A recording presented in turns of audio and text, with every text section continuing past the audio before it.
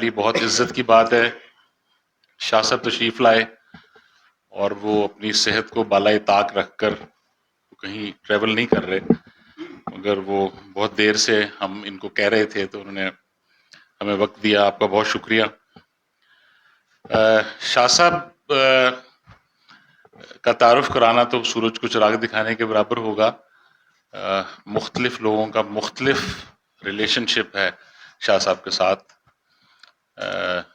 جو بہت پرانے شاہ صاحب کو جانتے ہیں اور ان سے ملتے رہے ہیں، ان کا تعلق دعا کا ہے، اور بہت لوگوں کا تعلق لیکچرز کا ہے، بہت لوگوں کا تعلق کتابوں کا ہے. بہت سارے فیسٹس ہیں شاہ صاحب سے لوگوں کے تعلق کے. میں تھوڑا سا شاہ صاحب کا بہت ہی مختصر سا انٹروڈکشن کرانا چاہوں گا، دنیاوی انٹروڈکشن. تو شاہ صاحب نے ارلی 60s میں کارڈف سے MBA کیا، جب پاکستان میں شاید 1 یا 2 MBA تھے اس وقت باہر کے پڑے ہوئے. اس کے بعد شاہ صاحب نے سوئی ناردرن ملتان پیرا غائب جوائن کی، اور پھر اس کے بعد منسٹری آف پروڈکشن جوائن کی، اور مختلف کمپنیز، پائنیئر اسٹیل، اتفاق فاؤنڈری جس کا اس وقت نام لیفو تھا، اس کے ڈپٹی مینیجنگ ڈائریکٹر تھے. اور 20ویں گریڈ میں شاہ صاحب نے وہاں سے ریزائن کیا اور ایک فریٹ فارورڈنگ کمپنی رازق کے نام سے، شاہ صاحب اس کے فاؤنڈرز میں سے ہیں. اور اس کے بعد پھر ایک امریکن کمپنی یہاں آنا چاہ رہی تھی، انہوں نے شاہ صاحب کو ایز کنٹری ہیڈ انگیج کیا پائنیئر سیڈز کے نام سے. ساہیوال جو لوگ جاتے ہیں وہ مین GT روڈ پہ ہے. پھر راجہ گروپ کے مینیجنگ ڈائریکٹر رہے، رانی گھی مل، راجہ انشورنس، اور سب سے بڑی ان کی جو ویسپا سکوٹرز اور رکشاز. اور مجھے یاد ہے اس دوران انہوں نے جوائنٹ وینچرز بھی کیے اٹلی کے ساتھ. اور ایک بہت بڑا پروجیکٹ ملا جب بہاول پور میں پیڈل والے رکشاز ہوتے تھے، تو گورنمنٹ نے ایک پروجیکٹ انہوں نے ون کیا کہ ہم ان کو ریپلیس کر دیں گے ود رکشاز. تو وہ پھر کیسے شاہ صاحب نے ایک کمپنی جو ایکس نمبر پروڈیوس کر سکتی تھی، اس کی پروڈکشن ڈبل کی، وہ ہم نے دیکھا. تو اس کے بعد پھر دادا بھائی گروپ کراچی کے ڈپٹی مینیجنگ ڈائریکٹر رہے، وائس چانسلر رہے دادا بھائی یونیورسٹی کے. اور شاہ صاحب خود بھی PhD ہیں، مگر کسی کو پتہ نہیں ہے، کبھی لکھتے نہیں ہیں. اور میں نے ان سے پوچھا جی کہ PhD تو ابھی ڈگری آئی نہیں ہوتی تو لوگ ساتھ ہی لکھنا شروع کر دیتے ہیں. تو انہوں نے کہا کہ دنیا میں کا جو قانون ہے اس کے مطابق آنرری PhD کے ساتھ ڈاکٹر لکھا نہیں جا سکتا، اس لیے میں نے کبھی نہیں لکھا. تو شاہ صاحب ایک جو بالکل ہی منفرد ان کی تعلیمات میں بات ہے وہ یہ ہے کہ رہبانیت نہیں ہے، اور کیسے دنیا اور دین کا بیلنس اختیار کرنا ہے، اور انتہائی سادہ اور سلیس مثالوں کے ساتھ، انتہائی سادہ اور سلیس زبان میں وہ سمجھاتے ہیں، اور کوئی مشکل ریفرنسنگ نہیں ہے، کوئی مشکل باتیں نہیں ہیں. ایک اور چیز بھی آپ کو بتاتا جاؤں کہ شاہ صاحب کا ٹریڈ باڈی سے بھی تعلق رہا ہے. شاہ صاحب was acting president of federation, مگر بہت پرانی بات ہے. اور آئی تھنک فیصل آباد chamber is the first chamber جس میں آج آ کے آپ نے ایک ہمارا چیمبر آج کے بعد ایک مختلف رو پر چلے گا، بالکل ایک ٹرانسفارمیشن ہے. اور آپ کی مہربانی کہ آپ نے اس کا افتتاح کیا، اور یہ ٹرانسفارمیشن ہے، یہ کہ کوئی ایسی چیز نہیں ہے جو ایڈ ہوئی ہے، یہ بالکل اس کی سروسز جو ہیں وہ آپ آہستہ آہستہ دیکھیں گے وہ ساری کی ساری ڈپلوائے ہو گئی ہیں، ٹیسٹ ہو گئی ہیں. اور آج شاہ صاحب نے اس کا افتتاح کیا، اور فیصل آباد چیمبر کو یہ اعزاز حاصل ہے کہ یہ پاکستان کا پہلا ڈیجیٹل چیمبر ہے. میں شاہ صاحب سے درخواست کروں گا کہ ربیع الاول کا مہینہ ہے، تو ہمیں آپ صلی اللہ علیہ وسلم کی حقیقی محبت سیکھنے سمجھنے اور اس میں آگے بڑھنے کا کچھ طریقہ بتائیں، اور اس کے بعد دوست احباب جو سوال جواب کرنا چاہیں وہ کر لیں۔ میری آپ سب سے ایک درخواست ہے کہ ایک عشوب چشم ہے، دوسرا علالت کی وجہ سے میں آپ لوگ سب لوگوں سے ہاتھ باندھ کر یہ درخواست کرتا ہوں کہ مصافحہ اور وہ اس سے تھوڑا ایوائڈ کریں، جتنا ہم شاہ صاحب کو پروٹیکٹ کریں۔ آگے ہم نے یہ بہت بڑا رسک لیا ہوا ہے۔ تو میں شاہ صاحب کی خدمت میں عرض کرتا ہوں کہ ہمیں اپنے خیالات سے منور فرمائیں۔ پریزیڈنٹ فیصل آباد chamber of commerce and industries کا، ایگزیکٹو بورڈ کا اور تمام ممبران کا، کہ مجھے آپ نے یہ عزت بخشی کہ میں ایسی ایلیٹ گیدرنگ کے سامنے حاضر ہو سکوں۔ اس کے ساتھ ہی ساتھ میں شکر گزار ہوں کہ چیمبر آف کامرس کے، فیصل آباد چیمبر آف کامرس کی مینجمنٹ نے مجھے یہ اعزاز بخشا کہ میں پاکستان کے پہلے ای چیمبر کی افتتاحی رسم میں خود موجود ہو سکوں۔ ایک بات کی انتہائی خوشی ہے کہ فیصل آباد chamber of commerce and industry نے ایک لیڈ لی ہے اس پاکستان میں، ہمارے ملک میں، کہ ای چیمبر انٹروڈیوس کرا دیا۔ ای چیمبر یقینی طور پہ آپ اہمیت سمجھتے ہیں، اسی لیے تو اس کو آپ نے دن رات محنت کرنے کے بعد اس کو قائم کیا ہے۔ دوسروں کے لیے باعث تقلید ہے، اور امید یہی ہے کہ فیصل آباد ای چیمبر بارش کا پہلا قطرہ ثابت ہوگا اور ملک بھر میں ای چیمبر انٹروڈیوس ہو جائیں گے۔ یہ بھی مجھے پختہ امید ہے، جہاں آپ جیسے انلائٹنڈ اور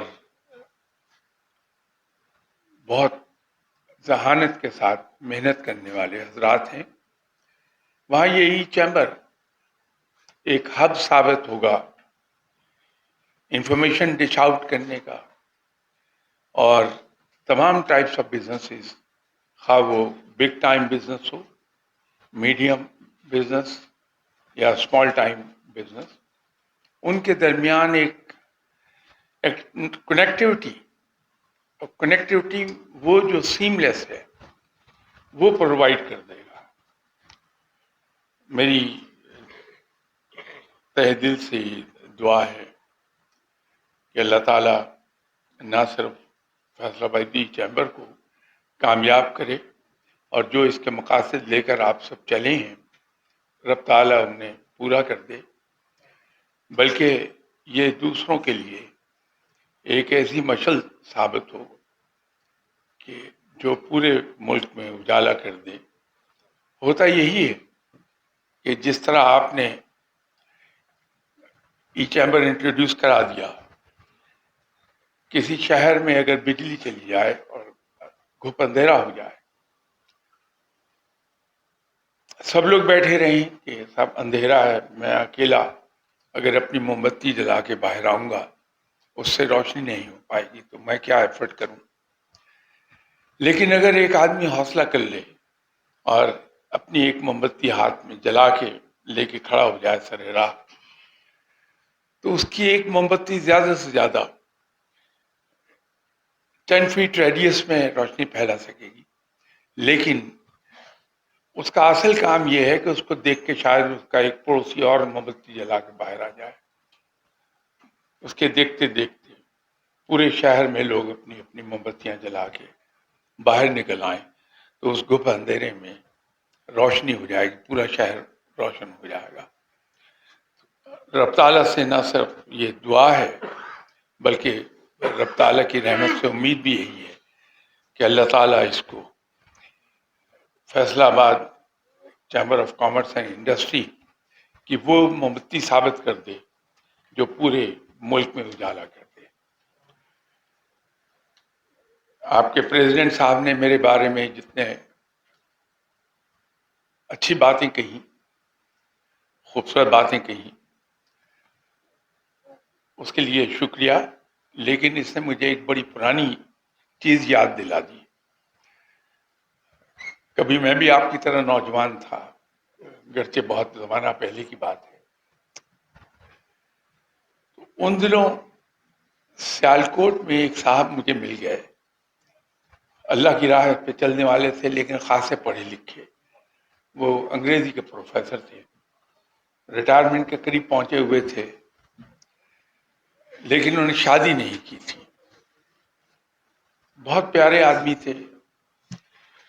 لاہور میں گورنمنٹ کا ایک سپیریئر سائنس کالج ہے، اس کے پروفیسر تھے، پروفیسر طفیل۔ ماشاءاللہ آج بھی وہ حیات ہیں۔ وعلیکم السلام۔ وہ ان سے ایک بار ملے تو انہیں بڑی خواہش تھی کہ پروفیسر صاحب سے دوبارہ بھی ملیں۔ ان کا خیال تھا کہ میں پروفیسر صاحب کے بہت قریب ہوں، تو مجھ سے وہ اکثر مجھے پیسٹر کرتے رہتے تھے کہ مجھے آپ پروفیسر صاحب سے ملوا دیجیے۔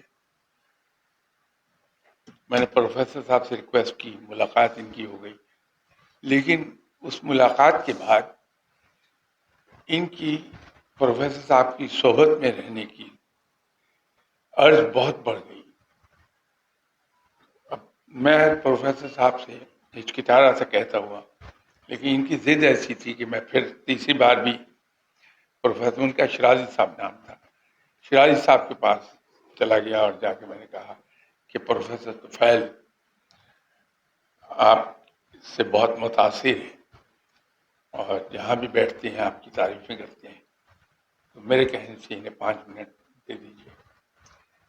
ملے تو شرازی صاحب نے پروفیسر طفیل سے کہا کہ طفیل صاحب، یہ جو آپ میری تعریف کرتے ہیں، در حقیقت یہ میری تعریف نہیں، خود آپ اپنی ذات کی تعریف کر رہے ہیں کہ انسان جب کسی سے ملتا ہے تو اس کو اپنا عکس دوسرے میں دکھائی دیتا ہے، اور وہ اس سے جب اچھا کہہ رہا ہوتا تو در حقیقت وہ اپنے آپ کو اچھا کہہ رہا ہوتا۔ تو خرم صاحب بہت بھلے آدمی ہیں،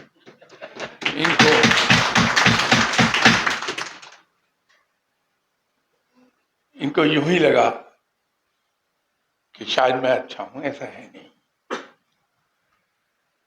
میں لائٹر نوٹ پہ ایک بات کہا کرتا ہوں ٹی وی پروگرامز میں بھی، دوسری جگہوں پہ، کہ اگر میں اتنا ہی اچھا ہوتا تو کوئی شریف آدمی نہ ہوتا۔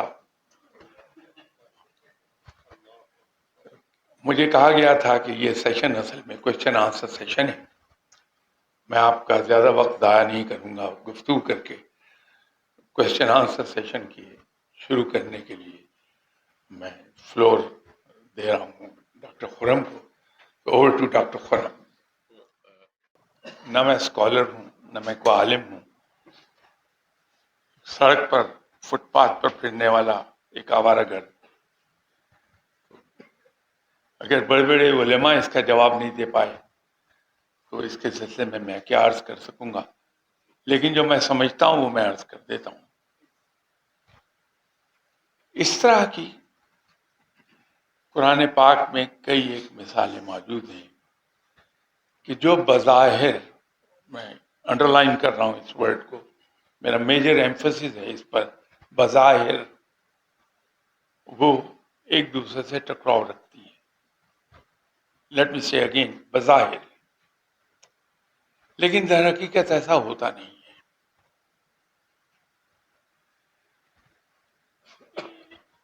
ایک آیت میں رب تعالیٰ نے ہمیں ایجوکیٹ کیا ہے، انفارمیشن دی ہے کہ کسی انسان پر مصیبت نہیں آتی ماسوائے اس کے اپنے ہاتھ کے۔ یہ میں لفظی ترجمہ نہیں بیان کر رہا، میں اس کا محاورتاً ترجمہ عرض کر رہا ہوں۔ دوسری جگہ اس نے یہ فرمایا کہ کسی پر کوئی مصیبت نہیں آ سکتی جب تک کہ میں نہ چاہوں۔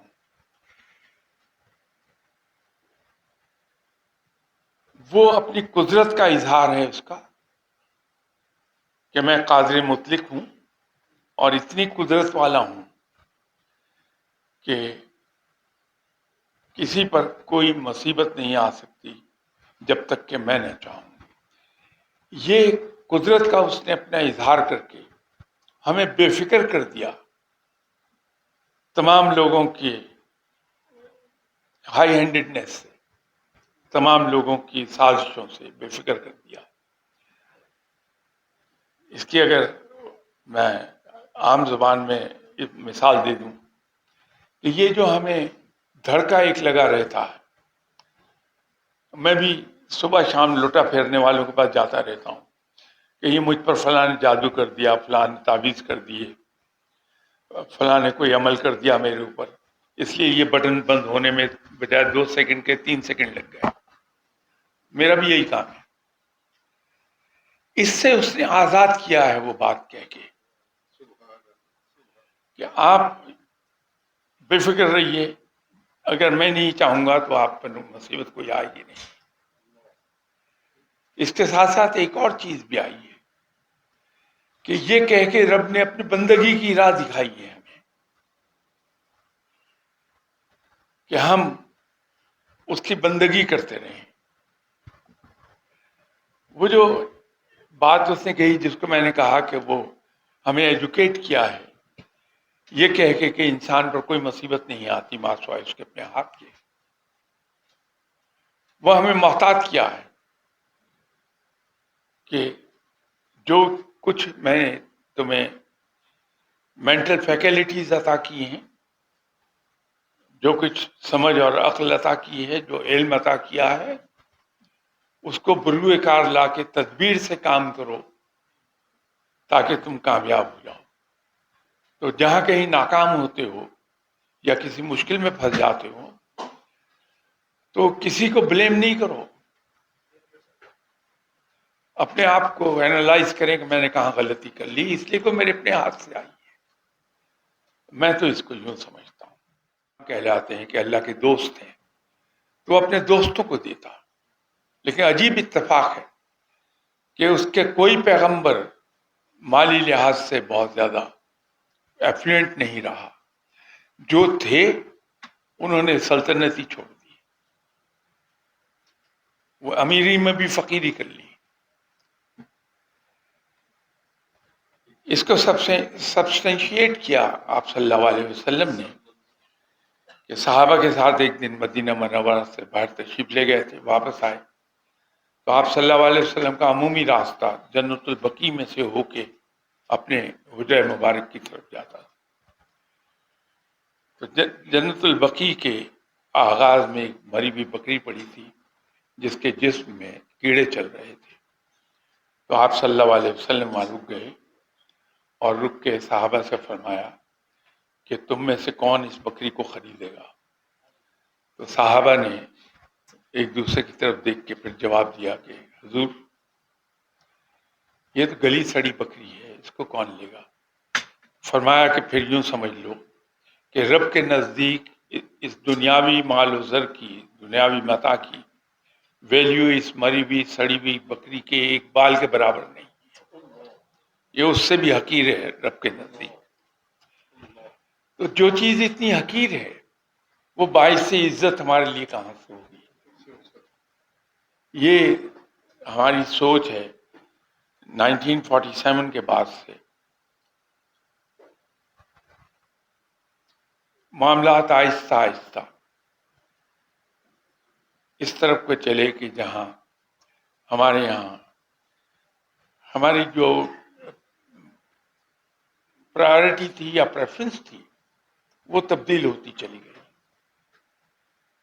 رفتہ رفتہ ہم اخلاقیات سے ہٹ کے، مورل ویلیوز سے ہٹ کے دنیاوی سٹینڈرڈز کی طرف چلے گئے، اور اب آ کے معیار ہی اچھائی کا دنیاوی مال و زر ہے، لیکن حقیقت اس کی یہ ہے جو میں نے بیان کر دی. تو ایسی حقیر چیز انسان کے لیے باعث عزت نہیں ہو سکتی. میرا علم بھی ادھورا ہے، عقل بھی ناقص ہے اور معلومات بھی ناقص ہے. اس لیے اس کو آتھینٹک نہیں جانا جا سکتا، جو کچھ میں سمجھ رہا ہوں۔ ایوب خان کو قوم ہیرو نہیں مانتی ہے، لیکن یہ ضرور مانتے ہیں کہ اس کے دور میں پاکستان نے ترقی بہت کی، پاکستان کو عالمی برادری میں عزت بہت ملی، پاکستان نے ایک مقام اور وقار ضرور بنایا ہے پوری دنیا میں۔ یہ اس کا کریڈٹ ہے جو اس کو دے دیا جانا چاہیے، لیکن ہیرو ہونے کے لیے آدمی کو ذرا ڈفرینٹ ہونا پڑتا ہے کہ اس کے اندر قائد اعظم کا ہلکا سا کوئی عکس ضرور دکھائی دے۔ ہمارے یہاں ایک ہی لیڈر پیدا ہوئے، وہ تھے قائد اعظم۔ ان کی اور چیزوں کو چھوڑ دیجیے، میں کسی طرف نہیں جاتا، ان کی فائنینشیل انٹیگریٹی پر کوئی آدمی آج تک انگلی نہیں اٹھا سکا، ان کی سچائی پر کوئی انگلی نہیں اٹھا سکا کہ انتہائی سچے آدمی تھے۔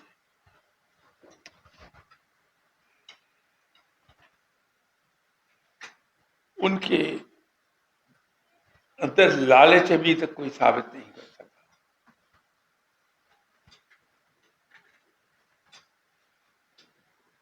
بے لوث ہو کے انہوں نے اس قوم و ملک کی خدمت کر دی۔